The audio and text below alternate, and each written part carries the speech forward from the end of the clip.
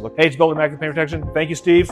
Thank you. We did the PPF up front. We did the ceramic coating all the way around. Looks phenomenal. Matte was the way to go here because it did not change that finish on there. It looks good. I can't even see the edge. We're gonna avoid any rocks getting kicked up on the highway, taking that paint off. 2 layers of the ceramic coating. So we put the Geon base coat on, followed by the Geon top coat. Wow. Put Geon PPF coating on the PPF. Again, thanks for giving me the extra time to do the job right. Appreciate that. Thank you. You're welcome. We got the coating on Friday afternoon, so it sat Friday, Saturday, Sunday, Monday. I know your wife will appreciate this. I wiped everything down, vacuumed it out, got the site clean. So you came back, right? So we did another car for you. On a second time. Awesome, repeat. So after a couple years, you thought it was good enough to come back. Absolutely. What were your thoughts on the ceramic coating and the PPF on the BMW we did for you?